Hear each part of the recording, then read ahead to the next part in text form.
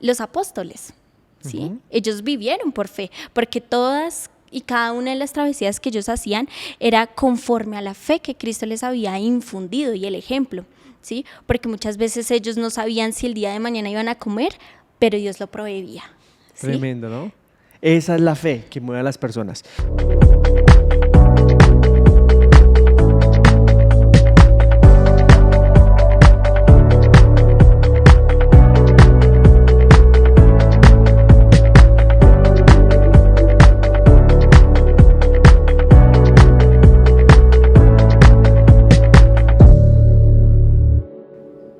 Hola amigos, bienvenidos a Inverso. Ya estamos llegando al final de este estudio bíblico con esta guía y pues nos hemos topado muchas grandes sorpresas, conocimientos, conceptos y estamos muy contentos de que juntos lleguemos hasta este antepenúltimo tema. ¿Cierto, Meli? Sí, sí, pastor, un tema muy interesante para el día de hoy. Así es, vamos a hablar sobre el sello de Dios y la marca de la bestia. Bueno, es un título, un título que está en la Biblia, pero es un título que es fuerte, ¿no? Sí, bastante importante para nosotros y muy, muy, muy maravilloso para el pueblo. Así es, así que vamos a hablar de Apocalipsis 13, ¿cierto? Este capítulo que contiene 18 versículos, le vamos a dejar la tarea a ellos que lo puedan leer en sus estudios personales, pero todo el estudio de esta semana vamos a hablar de Apocalipsis 13 como tema central, pero vamos a ver otros textos de Apocalipsis. Entonces, se nos presenta, Meli, nos damos cuenta que empieza a haber una guerra, bueno, que siempre ha existido dos tipos de fuerzas que están peleando, que de hecho una no es que pelee, una soporta, tiene paciencia, porque esa fuerza es todopoderosa, porque ya venció, ¿sí? Pero está la otra fuerza que quiere sobreponerse por cualquier cosa e incluso tratar de someter a la raza humana, ¿cierto? Estamos hablando de Dios y de Satanás, ¿verdad? Correcto, pastor. Y más aún de eso es que esas dos fuerzas que luchan día a día y mano a mano son las que vamos a ver que durante todo el periodo de tiempo y a lo largo de los siglos se han desarrollado en nuestra vida. Así es, y lo que nos presenta aquí en Apocalipsis 13, esa visión impresionante que tuvo Juan, increíble porque Juan a través de visiones, por supuesto, nosotros lo hablamos en algunas lecciones anteriores, todo el lenguaje de Apocalipsis es simbólico, todo es simbólico, no es que ahorita del mar Pacífico va a salir Godzilla, una bestia, no, o sea, todo es simbólico, pero representa algo o a alguien, que es lo que vamos a tratar de averiguar en esta lección. Así que estos dos poderes, hay uno que usurpa la autoridad de Dios y ordena que la humanidad le dé lealtad.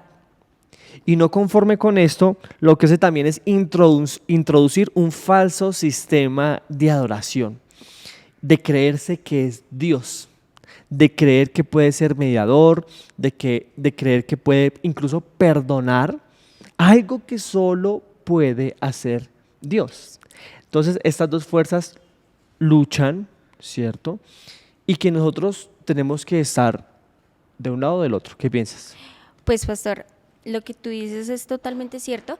En este momento nosotros vamos a estudiar sobre esos dos poderes, ¿cierto? Así es. Que es un poder religioso político, ¿cierto? Así es. Y vemos que aquí va a luchar mano a mano Satanás con Dios, ¿cierto? Así. Y vemos como el poder de Dios es tan maravilloso en nuestra vida que Él le muestra que, ¿no? Que Él es Dios y que su poder sobreabunda sobre todos nosotros. Y aquí entonces nos damos cuenta, Meli, que este poder usurpador, que es un sistema político religioso como tú ya lo nombraste, utiliza la fuerza, la coerción, los sobornos, el engaño, las recompensas y está en contraposición a esta fuerza maligna, está el poder del amor y la libertad.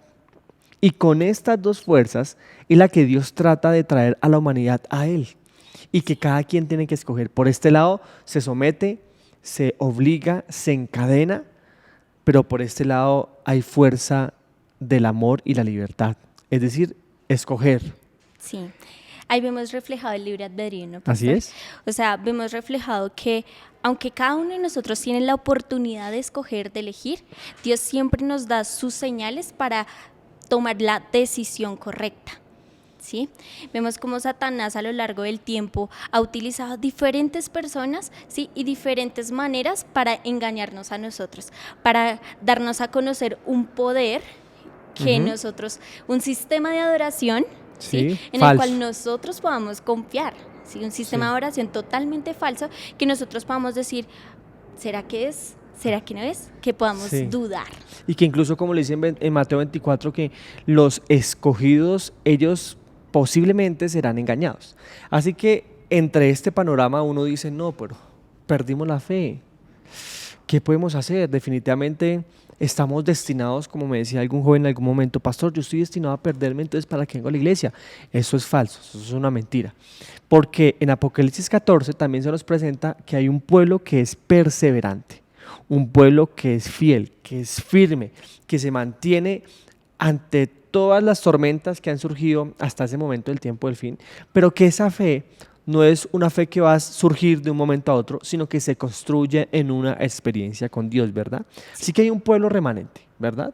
Correcto, pastor. Y vemos que la comunión constante con Dios es lo que en el tiempo del fin nos va a ayudar a cada uno de nosotros. Esa relación que diariamente tengamos, que construyamos con Dios, es lo que nosotros vamos a ver, ¿sí? Estos santos de los cuales nos habla Apocalipsis no son personas que... personas perfectas, personas que día a día fueron estando con Cristo, fueron siendo su amigo, compartiendo diariamente. Así es. Y Apocalipsis nos dice ahí en el capítulo, en el versículo 12, que son pacientes, que han hecho un esfuerzo por estar con Dios. Eso los hace santos, no su perfección. Los hace santos el estar con Dios. Y que cumplen dos características importantes para ese pueblo que será que será fiel en el tiempo del fin. Guardan los mandamientos de Dios y tienen la fe de Jesús.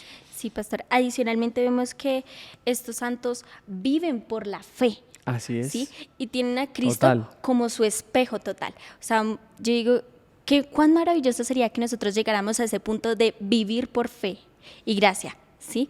O sea, esta lección nos decía algo como nosotros debemos aprender a tener a Cristo como un reflejo vivo. Tremendo. Y sabes que eso suena tan bonito. Y posiblemente algunos de los jóvenes que nos están viendo o escuchando creerán que es bonito, es fácil, pero realmente es difícil. Yo creo que podemos hallar un equilibrio en estas cosas, ¿verdad? Porque por la fe nos dice Hebreos 11 que muchos hombres de la historia vencieron. Enoc, Moisés, Abraham, Sansón incluso. Todos estos hombres por la fe lograron vivir una comunión con Dios. Hoy en día nosotros con tantas distracciones y con tantas cosas que se presentan, pues uno piensa, ¿cómo va a tener fe en Dios? Bueno, la fe tiene que ser alimentada. Y la fe se alimenta a través del estudio diario de la palabra de Dios, porque la Biblia es la autorrevelación de Dios. La Biblia me dice quién es Dios. Si yo estudio la Biblia, que habla de Dios, pues voy a tener fe en Dios. Ahora, esta Biblia, este estudio de la Biblia me lleva a mí a tener una relación con Él que es a través de la oración. Y como tú le decías, esta fe es algo que se construye constantemente con el tiempo y permite que cuando tú y yo, que nosotros jóvenes, cuando estemos en ese momento, en el tiempo del fin, podamos tener la fe de Jesús. ¿Cuál es esa fe de Jesús, Meli? La fe de Jesús es la que nosotros, a pesar de las adversidades, estamos 100% fieles. La fe que pase la prueba que pase, pastor, nosotros vamos a estar dispuestos porque estamos totalmente seguros de nuestro Creador, de lo que hemos aprendido, de cómo lo hemos conocido. Y hay algo que se me hace magnífico de lo que tú decías, era los apóstoles, ¿sí? Ellos vivieron por fe, porque todas y cada una de las travesías que ellos hacían era conforme a la fe que Cristo les había infundido y el ejemplo, ¿sí? Porque muchas veces ellos no sabían si el día de mañana iban a comer, pero Dios lo proveía. ¿Sí? Tremendo, ¿no? Esa es la fe que mueve a las personas. Y por eso Dios tendrá en el tiempo del fin un pueblo que es fiel, que sobrevive por la fe. Y como lo dice esta frase, es una fe pero que no nos pertenece, Meli, ¿sabes? ¿Es la fe de quién? De Jesús. ¿Cuál es esa fe de Jesús? Que creo que también ya lo habíamos hablado antes, pero vale la pena resaltarlo. Aquí la lección también lo resalta esta semana. Es la fe que cuando Cristo estaba colgado en el madero, él tenía mucha oposición. La intensa persecución parece que había llegado a su cúspide. Ya no había aparentemente esperanza de nada. El Padre tuvo que haberse separado de él por los pecados que Jesús estaba cargando de ustedes y los míos. Así que Jesús, por primera vez en la eternidad y sobre todo en ese momento de la vida humana a los 33 años, por primera vez experimenta estar lejos de Dios. Así que él no ve realmente, como era un humano, él dice, ¿podré salir de esta? Y entonces por eso la escritora americana Ellen White nos dice que entre esas terribles tinieblas, aparentemente abandonado de Dios, Jesús vence por la fe, creyendo en las palabras que su Padre le había dicho y sabiendo todo lo que él había hecho por medio del Espíritu Santo y de los ángeles. Jesús vence, y esa fe que le permite vencer, que es de él, también nos puede pertenecer a nosotros. En el tiempo del fin vamos a nosotros estar en intensa persecución y vamos a tener una posición muy grande, por no decir la de todo el mundo, contra nosotros, pero podemos vencer por medio de la fe de Jesús. Eso es correcto, pastor. Y vemos también que Cristo, en el momento que se separa del Padre, siente como un vacío, ¿no? Sí. O sea, yo y reclama, ¿no? ¿Por sí. qué me has abandonado? O sea, yo me imagino esa escena, ¿no? Cristo lacerado, maltratado, en medio de una cruz, desnudo, ¿sí? Y bueno, ¿y ahora? Sí. O sea, cargando el pecado de todos nosotros. Ahí vemos cuán amor nos tiene el Padre, ¿listo? Sí. Cuán amor nos tiene también Cristo por dar la vida por nosotros, o sea, unos simples pecadores, realmente. Pero cuán valiosos somos frente al Padre, frente a Cristo, ¿cierto, pastor? Y vemos también acá que no fue casualidad que Cristo estuviera en la mitad de dos ladrones, ¿no? Que todo esto fue a propósito también, porque ahí fue cuando él se dio cuenta que realmente nosotros necesitamos de él, cuando el ladrón que estaba al lado de él lo reconoció, ¿cierto? Y ahí es cuando él dice, bueno, por ellos es que yo estoy hoy acá, reconociendo pues el amor que nos tiene hacia cada uno de nosotros. Así es, Melino, nosotros tenemos un valor incalculable para Dios, aunque realmente no sea así, Él nos da un valor, ¿sí? Y esto nos da a entender que el tiempo de preparación es ahora, es decir, la fe que yo tengo que creer en Jesús debe ser ahora, y esa fe que me va a permitir estar firme en el tiempo del fin. Yo he escuchado a muchos jóvenes que me dicen, no, pastor, cuando digan la ley dominical, entonces me bautizo y me convierto y ya. Eso no va a suceder, eso no va a pasar, porque la decisión es ahora. El tiempo de preparación es ahora, y como lo dice Pablo y como lo dice también Habacuc, el justo por la fe vivirá. Así que debemos tomar una decisión, seguir al Cordero o seguir a la bestia, ¿cierto? Sí. Que allí se nos empieza a desarrollar un poco más que todas las profecías escritas en la Biblia apuntan, como tú lo decías, de que va a haber un poder usurpador que se va a creer Dios, que es un poder con un sistema político religioso, ¿cierto? Que va a tratar de dominar el mundo. Correcto. Y que a medida que vaya pasando el tiempo y que cada vez vaya siendo más tensa la situación, cada vez las medidas y las reglas y las leyes van a ser más drásticas, ¿cierto? Pastor, pero también debemos tener en cuenta que debemos tener cuidado en las elecciones que tomamos, ¿sí? No confiarnos. Muchas veces nos podemos confiar en que tal vez mañana, tal vez después, ¿sí? Cristo todavía se demora, ¿sí? Entonces, el momento es hoy. Así es. ¿Sí? El momento de elegir, el momento de preparación es hoy, cuando aún podemos, cuando aún tenemos nuestras Biblias libremente para estudiarlas, cuando no nos prohíben nuestro día de reposo, ¿sí? El momento es cuando nosotros podamos tener la capacidad para poder dar el evangelio a todo el mundo. Tremendo, ¿no?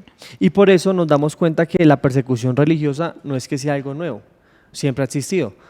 Nos damos cuenta que el primer perseguido fue Abel.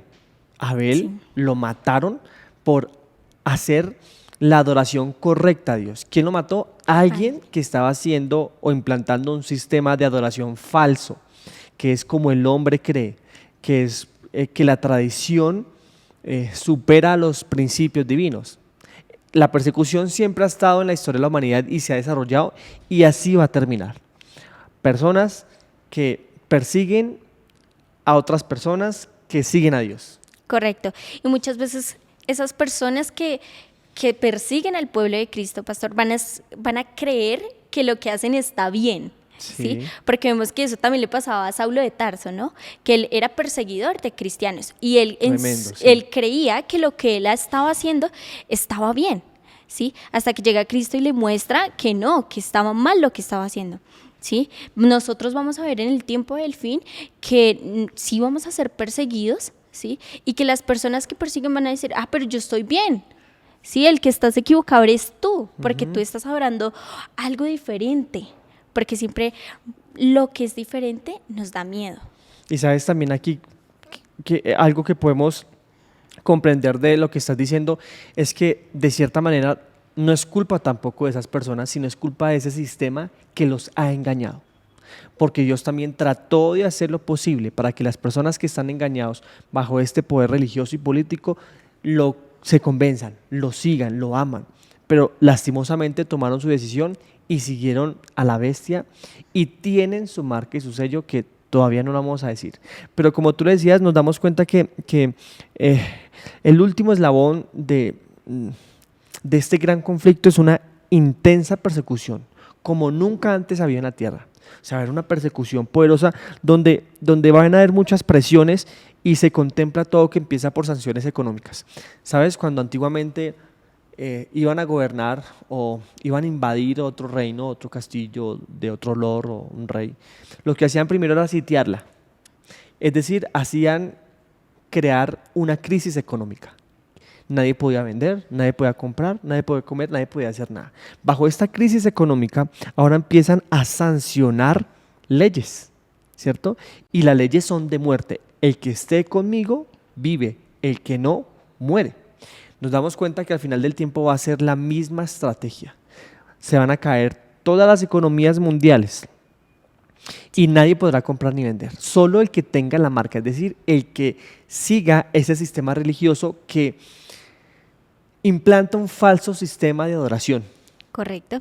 Y están los que siguen a Dios, que tendrán que huir, porque el ángel dice, huid de la gran Babilonia. Babilonia cae y ahora tienen que huir de ella, ¿cierto? Entonces esta persecución va subiendo cada vez más de nivel, a medida que Cristo esté más cercano al mundo. Porque Satanás tratará de hacer lo posible por presionar tanto a los hijos de Dios para hacerles tomar decisiones drásticas. Hoy nosotros tenemos la oportunidad de tener comida, casa, todo, mucho o poquito, lo tenemos. Pero llegará el momento en que pasarán días sin comer nada, sin tomar nada. ¿Qué decisión tomaremos? Sí, pastor, inclusive la Biblia nos dice, la Biblia nos habla y nos dice que va a ser como en los tiempos de Israel, ¿no? Que las madres se comían a sus hijos, o sea, imagínense el momento tan difícil para el pueblo de Cristo. Y para la humanidad entera, Y para la humanidad entera. Y también nos vemos, pastor, que... Es el tiempo del fin. Y el tiempo de huir, literalmente, sí. Pero vemos que no todos tenemos que huir.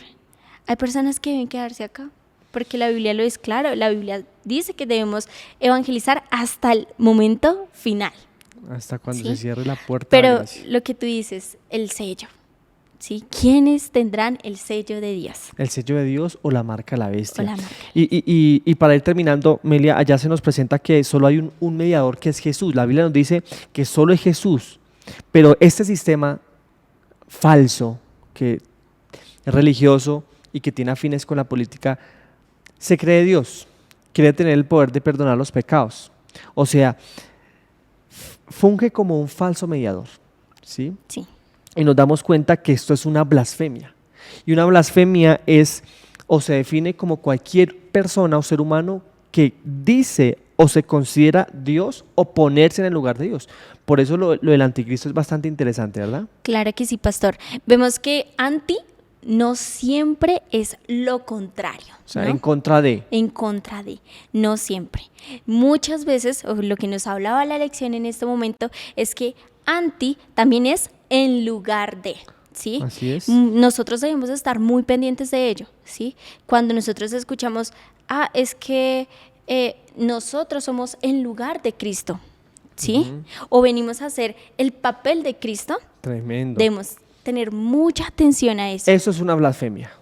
Hacer prerrogativas y tener privilegios que solo le pertenecen a Dios, pero tomarlos como propios y nosotros, o sea, un humano perdonar a otro humano pecador, eso no es concebible. ¿Qué mensajes tienes para los jóvenes?